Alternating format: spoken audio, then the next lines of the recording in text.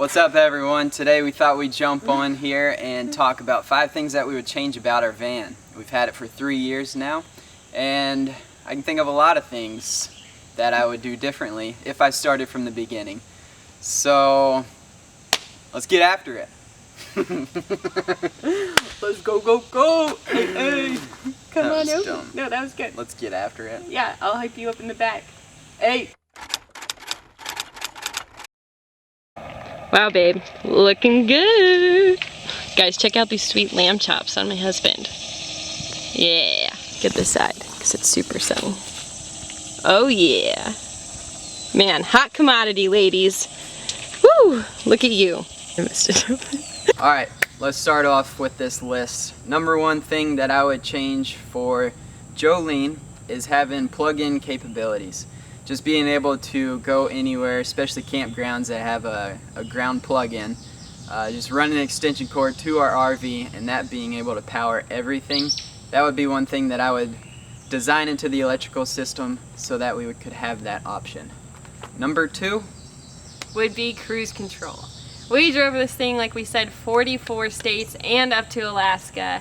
So not having cruise control, man, let me tell you, leg was getting a workout sometimes. It was so tiring. It's like, you're like, okay, you know, so I think that would have been something really simple that we could have just put in, and it would have made our lives a little bit easier. So what's our number 3? Number 3 thing is the bed. I love having the ability to raise and lower the bed. I did that backwards. Raise and lower the bed, but just creating an efficient way to raising and lowering it. Right now it's kind of a back buster because I have to get underneath it and literally push up with my back. And then Jen is there scrambling to get the Yes. supports into the mounts, and it's kind of a cluster. I created 2 pulleys on the top so I could pull the cables and lift the bed. That was supposed to work, and it did work with an empty bed.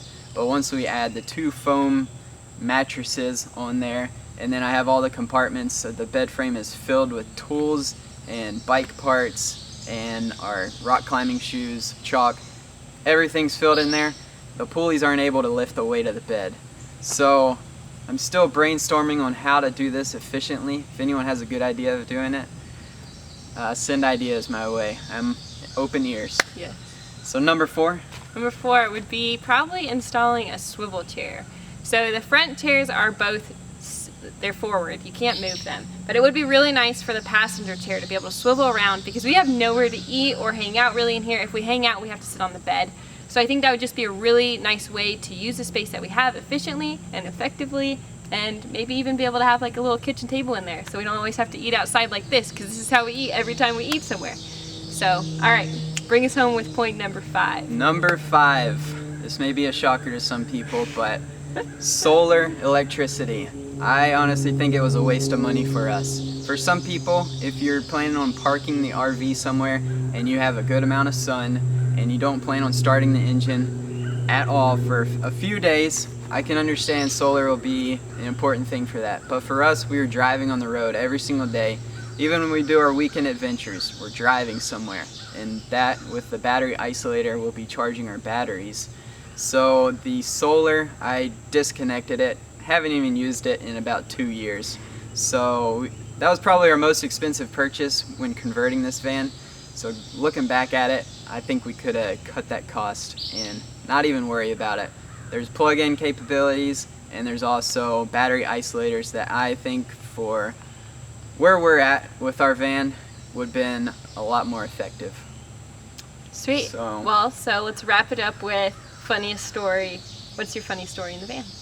Funniest story? Besides the police knocking Probably on our van. Or is that your funniest story? No, that wasn't very funny. That was scary. That was scary. Yeah. Because we don't have windows, so we didn't know who was knocking. I mean, it's pretty obvious. We probably knew it was the police. We just were really quiet. And I knew we shouldn't have parked next to the playground because that's the reason they knocked on our door. I know it. Like, who the heck is this creepy van? But anyway, the only time we had someone knock on our door. Yeah. In the entire 5 months we lived in the van. Okay, so our camera battery just died, but we're gonna wrap this thing up. So that was the craziest story, probably, as far as the only time the police ever knocked on our van. But we also never paid for a hotel the entire 5 months. But anyways, what's your favorite story? So lesson learned with that one, if you're in a stealth van, don't park next to playgrounds. All right, so that's a dead giveaway. Police don't like that. And mothers, which mothers are probably more dangerous, I would think.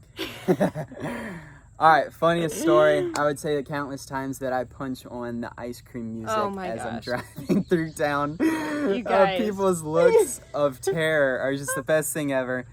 $30 on eBay, totally worth it. Highly recommend it. It's so embarrassing because I don't even have ice cream to give to the kids. I'm like actually scared that kids are gonna come flocking. You know how excited you get when there's ice cream? But oh my gosh, okay, let's see. Funniest story for me. Oh, probably not funniest, but I would say coolest story in the van. We picked a hitchhiker up in Alaska and we drove him all the way back down to basically the US border. Yeah. And that was so fun. So we were with him for 18 hours. It was just really cool. So we don't even have a seat back here. I pulled over on the side of the road. I was like, hey man, hop in, but we don't have a seat for you. We only have an REI chair. And we got pulled over. And I got pulled over. I was like, oh my gosh, close the curtain. Holy crap. We were freaking out a little bit because he's sitting back here in an REI chair and we just had this curtain closed and just hoping the police did not ask us to look back there. Thankfully, he didn't, and we were in Canada too. And the guy was like, "Oh no, I just put on my nicest face," and I was like, "I'm so sorry, sir. I didn't know I was speeding." Yep. And he let me go, thank God. But yeah, thankfully she was driving. If I was driving, we would have been strip searched for sure. Yeah. Empty the van, contents everywhere on the highway. Oh my Show gosh. me what's going on in here. Yeah. Guy with a mustache driving a windowless van. This can't be good. Playing ice cream music. Just imagine my life all the time. But yeah, that was probably the coolest story. And this guy was so awesome. I just feel like we've learned so much from all the traveling we've done. It's been so cool. But anyways, since our camera died, we better sign off and wrap this thing up. So thanks for tuning in. Hopefully you guys learned something from us. All right. Bye, guys. See ya. Thank you.